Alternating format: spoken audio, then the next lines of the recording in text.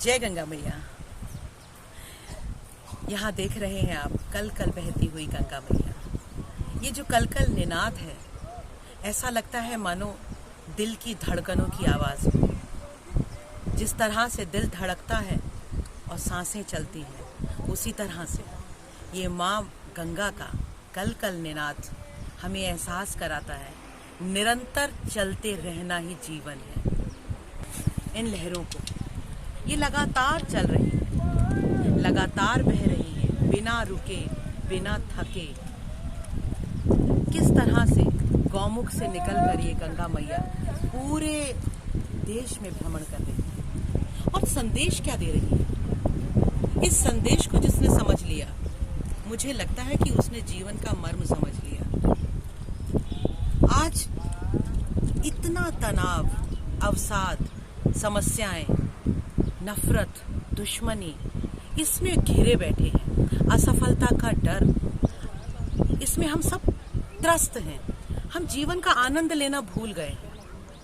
अगर मैं बात करूं आज के युवा की, इतना डिप्रेशन में है और उसे ये लगता है कि पता नहीं आगे क्या होगा।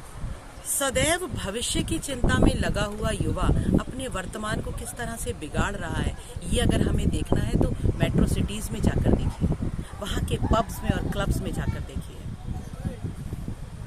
धुएं के गुबार के अंदर और मदिरा के जाम के अंदर किस तरह से डूब गया है हमारा युवा, और उसे ये लगता है कि शायद यही जीवन है।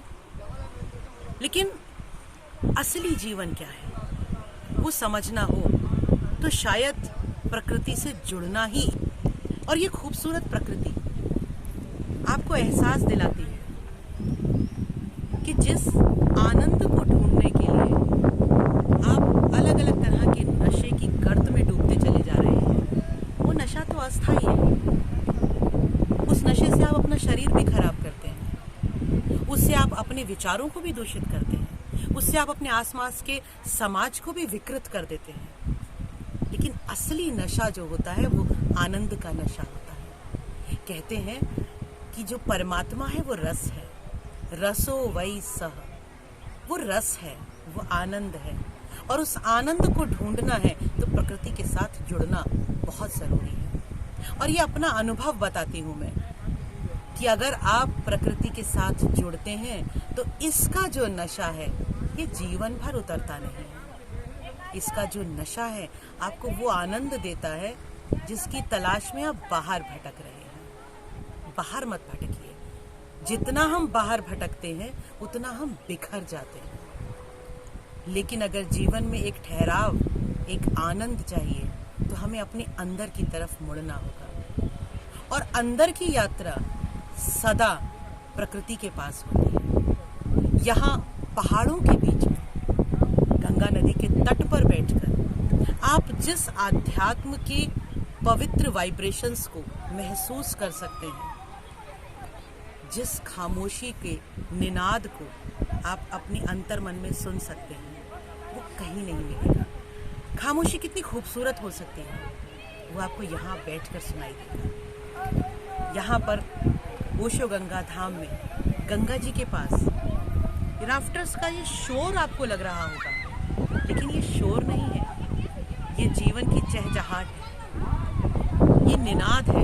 इस आवाज के साथ आप बैठकर घंटों तपस्या कर सकते हैं। यहाँ बैठकर आपको महसूस होता है कि जीवन में प्रेम क्या होता है। आप समझ पाएंगे जिस प्रेम को ढूंढने के लिए हम भटक रहे हैं, जिस आध्यात्म की शक्ति को हम पाना चाहते हैं। आज का युवा आध्यात्मिक होना तो चाहता है, लेकिन इतने सारे अलग अलग विचारधाराओं में बट जाता है वो कि उसे ये समझ ही नहीं आता कि प्रेम है क्या। तो अगर हम सिंपल शब्दों में बात करें, साधारण शब्दों में बात करें, तो प्रकृति के सानिध्य में बैठकर प्रेम मुक्ति है और मोह बंधन है।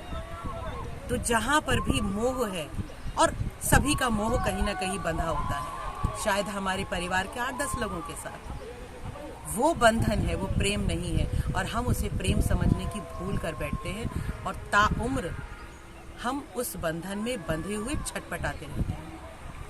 लेकिन अगर मुक्त होना है तो इस गंगा मैया की तरह यही मुक्त है, ये प्रकृति की तरह, इन बहती हुई हवाओं की तरह, इस सूरज की रोशनी की तरह।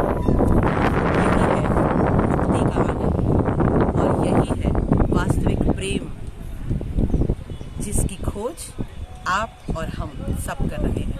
तो सच में अगर आनंद लेना है और प्रेम को समझना है तो प्रकृति के साथ जुड़िए।